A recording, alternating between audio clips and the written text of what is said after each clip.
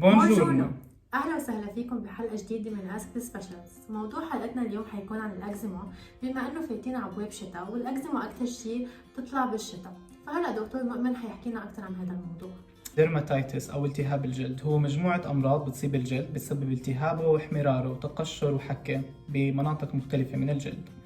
زي ما حكت ريما، الأكزيما هي مرض شائع خاصة بفترات الشتوية، وهلأ بما أنه عم نمر بجائحة عالمية كتير عم ناس عم تشكي من الأكزيما بسبب استخدام مستحضرات التنظيف ومستحضرات تعقيم الإيدين.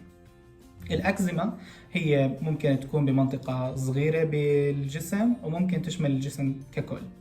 الاتوبيك ديرماتيتس، وهذا المرض هو مرض غالبا بيكون بترافق مع فاميلي هيستوري، يعني في بالعيلة ناس معهم نفس الأعراض، وغالبا بيكون بترافق هذا المرض مع ربو والحساسية بمناطق مختلفة.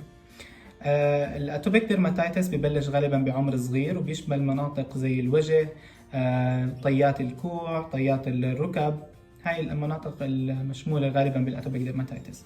النوع الثاني هو الكونتاكت ديرماتيتس، والكونتاكت بينقسم لنوعين: allergic contact dermatitis و irritant contact dermatitis. بالنسبة للالرجيك contact dermatitis، هذا الاشي بيجي على عمر لاحق، غالبا بسبب ألرجين معين، يعني محفز معين بيعمل هاي الديرماتيتس.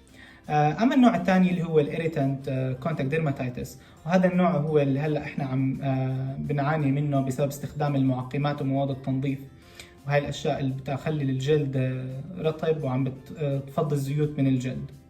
اما النوع الاخير هو السيبيريك ديرماتيتس. السيبيريك ديرماتيتس تصيب الشعر. الاشي المنيح انه ما في اي هير لوس بالنسبه للسيبيريك ديرماتيتس. هي عباره عن مناطق بتكون ايذر دهنيه او ناشفه، وبتكون مليانه قشره. هيك بنكون غطينا الاربع او المين تايبس اوف ديرماتيتس. هلا ريما رح تحكي لنا عن اهم المواد المستخدمه بعلاج الأكزيما، بس بدنا نتذكر إنه العلاجات هاي لازم تكون بوصفة طبية، لأنها علاجات بتحتاج تشخيص من الطبيب لإعطائها للمرضى. ريما لو تخبرينا. اوكي، مثل ما بنعرف الاكزيما ما لها علاج، لانه مثل ما قال دكتور مؤمن هي وراثيه اكثر شيء عند الناس. فاكثر شيء الدكاتره بيعطوا وصفه كرمال يعالجوا بس العوارض اللي عم بتسبب لنا اياها الاكزيما. ومن هيدا الادويه اللي بيعطينا اياها الدكاتره هن الكورتيزون.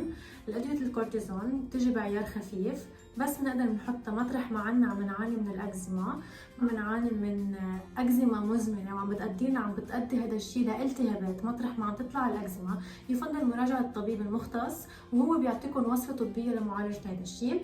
بس اهم هلا لانه على الشتاء اهم شيء دائما نرطب.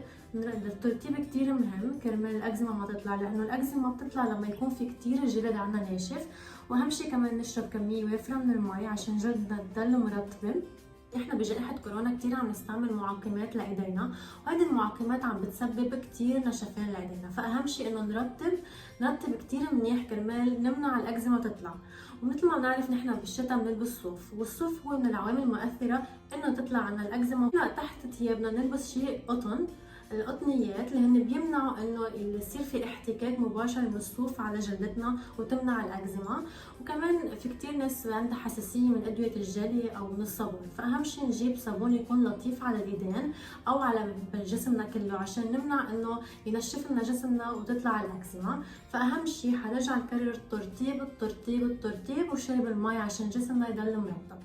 وموضوع كتير مهم، عشان في كتير ناس ممكن يخافوا انه مدة الأكزيما زادت او قلت. الأكزيما it's either long duration او short duration، يعني مدتها يا بتكون قصيرة الأمد او طويلة الأمد. بالنسبة للأكزيما قصيرة الأمد غالبا بتنتهي ببليسترز، يعني فقاعات او اكياس مليانة سوائل بتكون بمكان الأكزيما. اما اذا كانت طويلة الأمد فهذا الاشي ممكن يعمل زيادة بسمك الجلد. فما تخافوا، ما دام انك بتروح بتشوف طبيبك اكيد راح يساعدك على مجابهه ومواجهه الاكزيما باعطائك الادويه اللي استعرضتها ريما واعطائك المواد المناسبه. وفي شيء كتير مهم كمان، لما الطبيب يوصف لكم الكورتيزون هو حيحط لكم مده معينه لتستعملوه. ما نتجاوز هيدي المده اذا ما راحت الاكزيما عنا، لانه الكورتيزون له عوارض جانبيه، وهيدا العوارض انه بيعمل طبقه الجلد تصير كتير رقيقه. إذا الأكزيما بعد ما استعمال الدواء لمدة معينة ما راحت، دغري لازم نراجع الطبيب المختص وهو بيعطينا العلاجات المناسبة، بس أهم شيء ما نستعمل الكورتيزون لمدة كتير طويلة. علاج أي مرض بيعتمد عليك أنت، على طبيعة جسمك، على البيئة المحيطة بك، فالطبيب أكيد رح يوصف لك الإشي المناسب لإلك ورح يعطيك المدة المناسبة لإلك. فالالتزام بالخطة العلاجية هو السبيل للخلاص من الإكزيما ومن أي مرض تاني. إن شاء الله تكونوا استفدتوا من حلقة اليوم وقدرنا نوصل المعلومة، وما تنسوا تتواصلوا معنا إذا عندكم أي استفسار بهذا الموضوع أو أي موضوع تاني، أو حابين بفيديو جديد نحكي عن موضوع أنتوا عندكم استفسار عنه. إحنا جاهزين لأي معلومات أو إضافات بتحبوا تعرفوها. ولا تنسوا بآخر الفيديو إنكم تعملوا لايك وسبسكرايب للشانل. نشوفكم على خير. تشاو.